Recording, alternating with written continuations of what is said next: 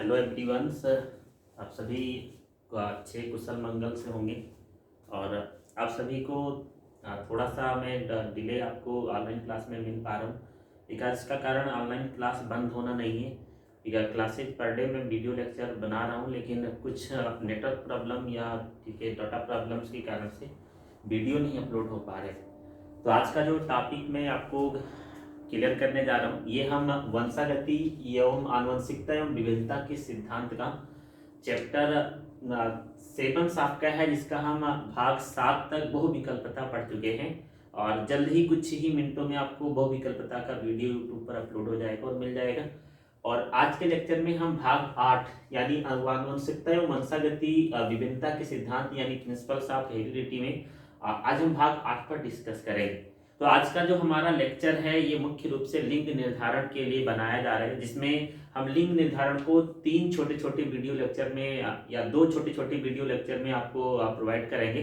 पहला video lecture ठीक है ह्यूमन सेक्स डिटर्मिनेशन मानव लिंग निर्धारण के लिए है और अन्य पर हम डिस्कस करेंगे। आइए सबसे पहले ये जानते हैं कि लिंग निर्धारण क्या है, सेक्स डिटर्मिनेशन किसे कहते हैं। ठीक है, टॉपिक मेन है आपकी लिंग निर्धारण, मोस्ट इंपोर्टेंट बोर्ड एग्जाम के लिए। लिंग निर्धारण क्या होता है? सबसे पहले हम अगर लिंग निर्धारण की बात करें तो इस पृथ्वी पर हम जो कुछ भी देख रहे हैं, अगर हम हायर लिविंग ऑर्गेनिज्म की तरफ जाएं यानी उच्च सजीव प्राणियों की तरफ, तो अगर हम एनिमल्स की तरफ चलेंगे पोरीफेरा, सिरेंटेटा या लोअर लिविंग ऑर्गेनिज्म में, तो यहाँ पर लिंग का निर्धारण नहीं होता है।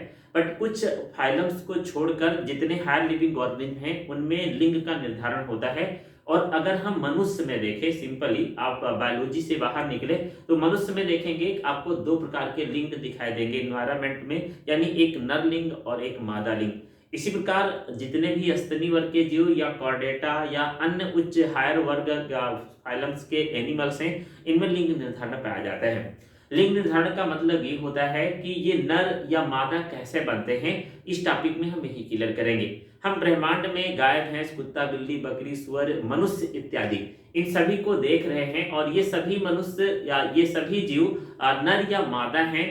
नर या मादा किस रूप में है, नर या मादा का निर्माण कैसे होता है, इस वीडियो सेगमेंट में हम इन्हीं पर डिस्कस करने वाले हैं कि कोई जीव नर क्यों बन जाता है और कोई जीव मादा क्यों बन जाता है। अगर हम थोड़ा सा विचार करें तो मनुष्य में नर या मादा का निर्माण कैसे होता है, गाय, भैंस, कुत्ता, बिल्ली में नर या मादा का निर्माण कैसे होता है, एक मधुमक्खी, एक दीमक, एक विभिन्न प्रकार की चींटियां नर या मादा में कैसे बदल जाती हैं, और कुछ पक्षी नर या मादा का निर्माण कैसे करते हैं, इस वीडियो लेक्चर में हम यही क्लियर करने वाले हैं। तो लिंग निर्धारण का मतलब ये है किसी भी जीव में संतत उत्पत्ति होने के दौरान यानी न्यू ऑर्गेनिक फॉर्मेशन होने के दौरान लिंग में नर या मादा का निर्माण कैसे होता है, इसी बात के बारे में जानकारी प्राप्त करना लिंग निर्धारण कहलाता है। यानी वह प्रकार, वह प्रोसेस जिसमें हम किसी भी जीव के नर या मादा होने या उत्पत्ति होने के बारे में जानकारी प्राप्त करें, नॉलेज कलेक्ट करें, this is sex determination. First of all हम ये जान लेते हैं ब्रह्मांड में लिंग निर्धारण की प्रक्रिया कितने प्रकार से होती है। इन्वायरमेंट में उच्च हायर लिविंग ऑर्गेनिज्म में लिंग निर्धारण की प्रक्रिया 3 प्रकार से होती है। पहली और सबसे मोस्ट इंपोर्टेंट पॉपुलर प्रोसेस है क्रोमोसोम द्वारा लिंग निर्धारण, यानी बाई क्रोमोसोम गुणसूत्र के द्वारा लिंग निर्धारण। ये सबसे ज्यादा और सबसे इंपोर्टेंट हायर लिविंग ऑर्गेनिज्म में पाई जाती है। कॉर्डेटा के अंतर्गत पाए जाने मैमल्स में लिंग निर्धारण की प्रोसेस ज्यादातर क्रोमोसोम के द्वारा ही होती है। इसके अलावा ठीक है न्यूट्रिशन के द्वारा यानी बाई पोषण, न्यूट्रिशन के द्वारा भी लिंग निर्धारण होता है। पृथ्वी पर पाए जाने वाले कुछ जीवों जैसे टर्माइट्स और हनी बी, मधुमक्खी तथा दीमक में लिंग निर्धारण की प्रक्रिया पोषण द्वारा पाई जाती है। बाई हीट, उष्मा के द्वारा भी लिंग निर्धारण की प्रक्रिया होती है, जो कुछ जीवों जैसे विभिन्न प्रकार के बर्ड्स में पाया जाता है। तो दोबारा सुनेंगे, लिंग निर्धारण का मतलब जीवों में संतत उत्पत्ति होने के दौरान नई पीढ़ी में कौन सा लिंग बनेगा इसके बारे में पता करना, निर्धारण होना, यह प्रक्रिया लिंग निर्धारण है।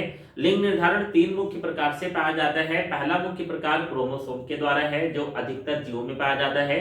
दूसरा प्रकार है न्यूट्रिशन द्वारा, जो मधुमक्खी, दीमक में पाया जाता है, आगे हम इस पर डिटेल में डिस्कस करने वाले। और तीसरा प्रकार है बाई हीट, उष्मा द्वारा। इस प्रकार का लिंग निर्धारण कुछ पक्षियों में पाया जाता है। तो आज की वीडियो सेगमेंट में हम लिंग निर्धारण की बेसिक से शुरुआत करेंगे, जिसमें हम पहला प्रोसेस स्टार्ट कर रहे हैं मनुष्य में लिंग निर्धारण, या मेन प्रोसेस है गुणसूत्रों द्वारा लिंग निर्धारण। इसके भी कई प्रकार हैं, बट हम सबसे पहले मनुष्य में पढ़ेंगे। और गुणसूत्रों द्वारा लिंग निर्धारण मनुष्य तथा अन्य जीवों में भी पाया जाता है। ऐसा जरूरी नहीं है कि केवल मनुष्य में ही लिंग निर्धारण पाया जाता है गुणसूत्र द्वारा। फर्स्ट ऑफ ऑल, मनुष्य में लिंग निर्धारण गुणसूत्र द्वारा कैसे होता है? तो मनुष्य में लिंग निर्धारण का प्रकार XXXY गुणसूत्र द्वारा होता है, यानी समयुग्मजी विषम युग्मजी गुणसूत्र की सहायता से मनुष्य में लिंग निर्धारण पाया जाता है, या मनुष्य के लिंग निर्धारण को समयुग्मजी विषम युग्मजी गुणसूत्र द्वारा भी लिंग निर्धारण कहा जाता है। पहले तो ये जान लेते हैं कि मनुष्य में लिंग निर्धारण के पहले मनुष्य में गुणसूत्र कितने होते हैं, फिर हम एक एक चीजों को क्लियर करेंगे। फर्स्ट ऑफ ऑल ये जानेंगे कि मनुष्य में 46 जोड़ी गुणसूत्र यानी 23 पेयर्स 46 जोड़ी गुणसूत्र पाए जाते हैं। इन गुणसूत्रों को 46 जोड़ी गुणसूत्र जो सेल पार्ट्स में होते हैं या ह्यूमन बॉडी में होते हैं, इनको दो श्रेणी में बांटा गया है। पहला जो प्रकार है गुणसूत्र का, इसे हम ऑटोसोम कहते हैं। ऑटोसोम मतलब यानी the types of the chromosome can only present in the body, यानी वह गुणसूत्र जो केवल दैहिक गुणसूत्र के रूप में कार्य करता है, मुख्य रूप से जनन में भाग नहीं लेता है। यानी गुणसूत्र के वह प्रकार, ध्यान से सुनेंगे, टोटल जो 23 पेयर्स हैं, इनमें से 22 जोड़ी गुणसूत्र यानी 22 pairs chromosome is only present in body, cannot work during the fertilization, cannot play important role during the fertilization। यानी ये गुणसूत्र मनुष्य के शरीर में रहते हैं और निषेचन में कोई क्रिया नहीं करते हैं, इसलिए देह यानी शरीर में रहने के कारण बायोलॉजी के अकॉर्डिंग इन्हें दैहिक गुणसूत्र कहा जाता है या ऑटोसोम कहते हैं। यानी दोबारा सुने, मनुष्य के शरीर में 23 जोड़ी गुणसूत्र पाए जाते हैं, जिनमें से 22 जोड़ी गुणसूत्र मनुष्य के निषेचन में या जनन में सहायता नहीं करता है। दूसरा गुणसूत्र एक जोड़ी यानी 23 में से एक जोड़ी बचा हुआ गुणसूत्र एलोसोम कहलाता है, या इसे लिंग गुणसूत्र भी कहते हैं, सेक्स क्रोमोसोम भी कहा जाता है।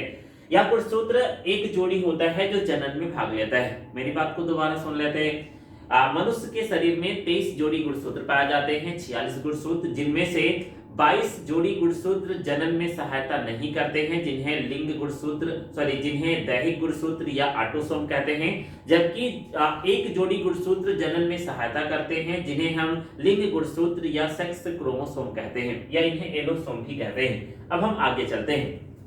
दैहिक गुणसूत्र के अलावा लिंग गुणसूत्र जो मनुष्य में होंगे, ये नर में XY जबकि मादा में XX पाए जाते हैं। यहाँ पर देखें, मेल के अंदर जब क्रोमोसोम्स ट्रांसफर हो रहे होते हैं तो स्पर्म या शुक्राणु गोनेड्स के रूप में बनता है। नर जनन तंत्र की मुख्य कोशिका शुक्राणु या स्पर्म है, जो मुख्य गोनेड्स कहलाता है। इसमें ऑटोसोम के साथ XY गुणसूत्र यानी विषम युग्मजी गुणसूत्र पाए जाते हैं।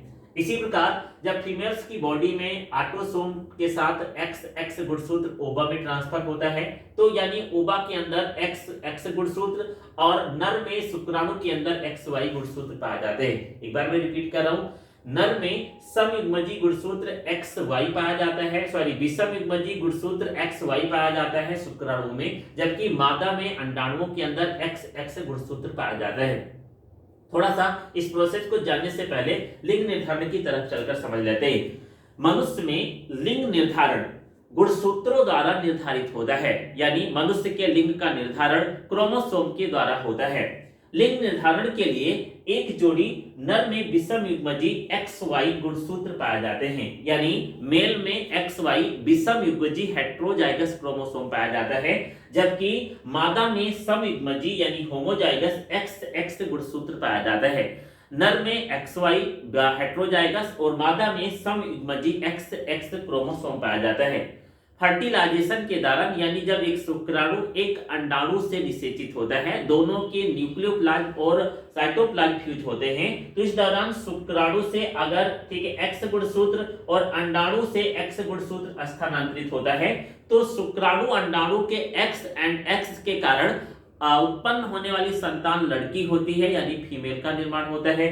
अगर शुक्राणु से Y गुणसूत्र और अंडाणु से X गुणसूत्र स्थानांतरित होता है, तो उत्पन्न होने वाली संतान लड़का या मेल होता है। यहाँ पर देखिए, सबसे पहले अगर किसी भी, ठीक है, फीमेल में एक्स गुणसूत्र और वाई गुणसूत्र, देन एक्स गुणसूत्र वाई गुणसूत्र होगा। अगर नर से एक्स क्रोमोसोम और मादा से भी एक्स क्रोमोसोम ट्रांसफर हो तो उत्पन्न संतान फीमेल यानी एक्स एक्स होगा। इसी प्रकार अगर नर से एक्स क्रोमोसोम और मादा से एक्स क्रोमोसोम ट्रांसफर हो तो उत्पन्न संतान एक्स एक्स यानी फीमेल होगा। अगर नर से वाई क्रोमोसोम और मादा से एक्स क्रोमोसोम तो उत्पन्न संतान एक्स वाई के कारण मेल होगा। और नर से एक्स वाई क्रोमोसोम, मादा से वाई एक्स क्रोमोसोम और मादा से वाई क्रोमोसोम, दोबारा सॉरी सुनेंगे, मादा से एक्स क्रोमोसोम, नर से वाई क्रोमोसोम तो उत्पन्न संतान मेल होगा। यानी किसी भी मनुष्य में लिंग के निर्धारण की प्रोसेस विषम युग्मजी गुणसूत्र मेल के द्वारा होती है। मनुष्य में लिंग निर्धारण शुक्राणुओं के अंदर पाए जाने वाले गुणसूत्र पर निर्धारित होता है, जबकि मादा समयुग्मजी होती है जिसके द्वारा लिंग का निर्धारण नहीं होता है। मैं एक एग्जांपल देना चाहूंगा।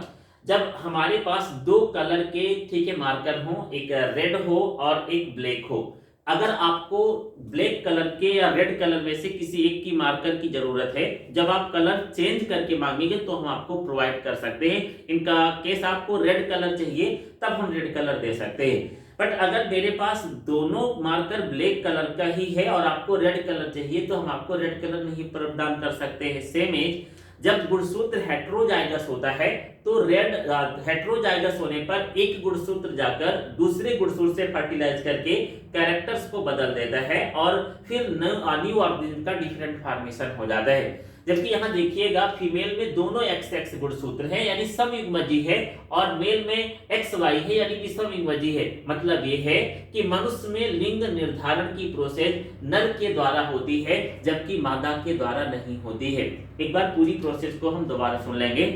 मनुष्य में लिंग निर्धारण एक्स एक्स एक्स वाई गुणसूत्र के द्वारा होता है। मनुष्य में गुणसूत्रों की संख्या 23 जोड़ी होती है जिसमें से 22 जोड़ी गुणसूत्र को ऑटोसोम कहते हैं। ये दैहिक गुणसूत्र कहलाते हैं जो निषेचन में सहायता नहीं करते हैं, जबकि एक जोड़ी गुणसूत्र, ठीक है, एलोसोम कहलाते हैं जिनको हम लिंग गुणसूत्र कहते हैं और ये जनन में सहायता करते हैं। एक जोड़ी गुणसूत्र भी दो प्रकार के होते हैं, नर में एक्स वाई विषमयुग्मजी जबकि मादा में एक्स एक्स समयुग्मजी होते हैं। जब फर्टिलाइजेशन हो रहा होता है, अगर शुक्राणु से एक्स गुणसूत्र और अंडाणु से एक्स गुणसूत्र तो उत्पन्न संतान फीमेल यानी लड़की होती है, और अगर अंडाणु से एक्स गुणसूत्र और शुक्राणु से वाई गुणसूत्र तो उत्पन्न संतान लड़का होता है। यानी लिंग के निर्धारण की प्रक्रिया नर के हाथ में होती है, मादा के हाथ में नहीं होती है। यहाँ पर आपको इम्पोर्टेंट बात समझाएंगे। कुछ लोगों ने बहुत सारी प्रोसेस अपनाकर बाबाओं के या बहुत सारे ऐसे मौलवियों के या जो भी तांत्रिक हैं इनके पीछे जाकर और नई संतान उत्पन्न करने के लिए प्रोसेस अपनाते हैं।